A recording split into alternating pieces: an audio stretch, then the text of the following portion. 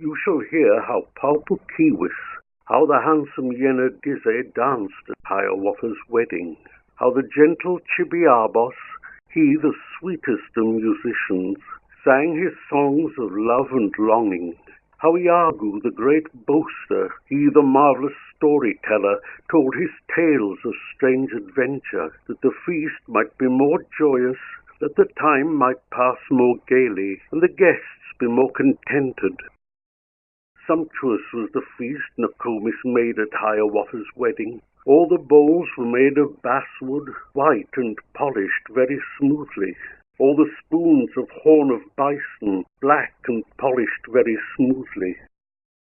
She had sent through all the village messengers with wands of willow as a sign of invitation, as a token of the feasting, and the wedding guests assembled, clad in all their richest raiment, robes of fur and belts of wampum, splendid with their paint and plumage, beautiful with beads and tassels.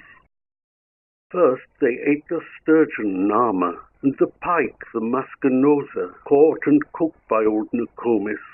Then on pemmican they feasted, pemmican and buffalo marrow, haunch of deer and hump of bison, yellow cakes of the mondamin and the wild rice of the river.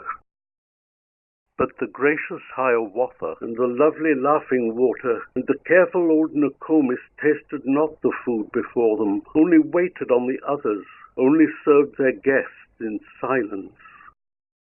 And when all the guests had finished, old Nokomis, brisk and busy, from an ample pouch of otter, filled the red stone pipes for smoking, with tobacco from the southland, mixed with bark of the red willow, and with herbs and leaves of fragrance.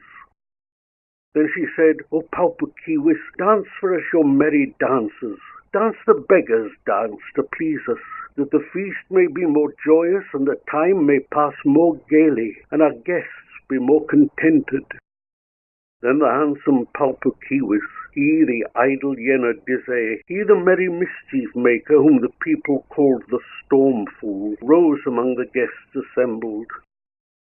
Skilled was he in sports and pastimes, in the merry dance of snowshoes, in the play of quoits and ball play. Skilled was he in games of hazard, in all games of skill and hazard. Pugasaying, the bowl and counters, Kuntasu, the game of plumstones. Though the warriors called him faint-heart, called him coward, Shogudea, idler, gambler, Yenadizze, little heeded he their jesting, little cared he for their insults, for the women and the maidens loved the handsome Palpukiwis. He was dressed in shirt of doeskin, white and soft and fringed with ermine, all enwrought with beads of wampum. He was dressed in deerskin leggings, fringed with hedgehog quills and ermine, and in moccasins of buckskin, thick with quills and beads embroidered. On his head were plumes of swan's down, on his heels were tails of foxes. In one hand a fan of feathers, and a pipe was in the other. Barred with streaks of red and yellow, streaks of blue and bright vermilion shone the face of Palpukiwis. From his forehead fell his tresses, smooth and parted like a woman's, shining bright with oil and plaited, hung with braids of scented grasses, as, among the guests assembled, to the sounds of flutes and singing, to the sounds of drum and voices, rose the handsome Palpukiwis, and began his mystic dances. First he danced a solemn measure, very slow in step and gesture, in and out among the pine trees, through the shadows and the sunshine, treading softly like a panther, then more swiftly and still swifter, whirling, spinning round in circles, leaping o'er the guests assembled, eddying round and round the wigwam till the leaves went whirling with him, till the dust and wind together swept in eddies round about him. Then along the sandy margin of the lake, the big sea water, on he sped with frenzied gestures, stamped upon the sand and tossed it wildly in the air around him, till the wind became a whirlwind, till the sand was blown and sifted like great snowdrifts o'er the landscape, heaping all the shores with sand dunes, sand hills of the Nagao Wuju.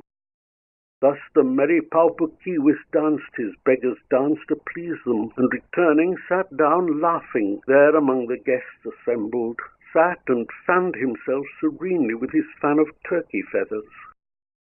Then they said to Chibiabos, to the friend of Hiawatha, to the sweetest of all singers, to the best of all musicians, "Sing to us, O Chibiabos, songs of love and songs of longing, that the feast may be more joyous, that the time may pass more gaily, and our guests be more contented." And the gentle Chibiabos sang in accents sweet and tender, sang in notes of deep emotion, songs of love and songs of longing. Looking still at Hiawatha, looking at fair Laughing Water, sang he softly, sang in this wise: "On away, awake, beloved, thou the wild flower of the forest, thou the wild bird of the prairie, thou with eyes so soft and fawn-like. If thou only lookest at me, I am happy. I am happy as the lilies of the prairie when they feel the dew upon them. Sweet thy breath is as the fragrance of the wild flowers in the morning, as their fragrance is at evening, in the moon when leaves are falling. Does not all the blood within me leap to meet thee as the springs to meet the sunshine in the moon when nights are brightest? On her way, my heart sings to thee, sings with joy when thou art near me, as the sighing, singing branches in the pleasant moon of strawberries. When thou art not pleased, beloved, then my heart is sad and darkened, as the shining river darkens when the clouds drop shadows on it.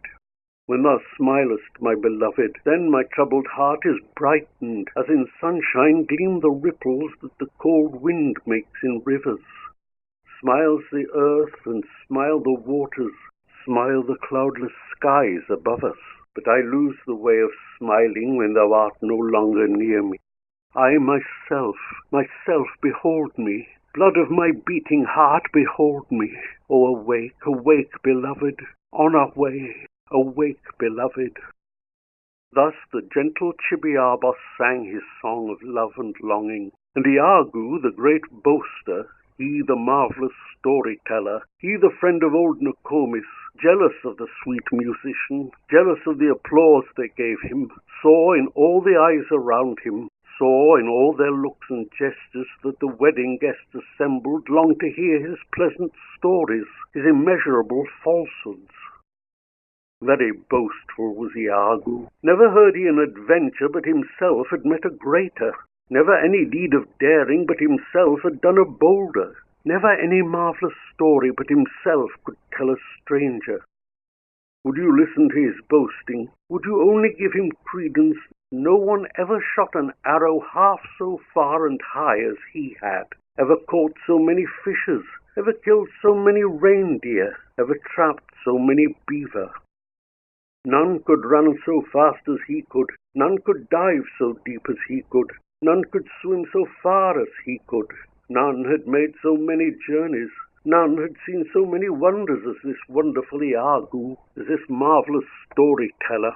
Thus his name became a byword and a jest among the people, and whene'er a boastful hunter praised his own address too highly, or a warrior home returning talked too much of his achievements, all his hearers cried, "Iagoo, is Iagoo come among us?"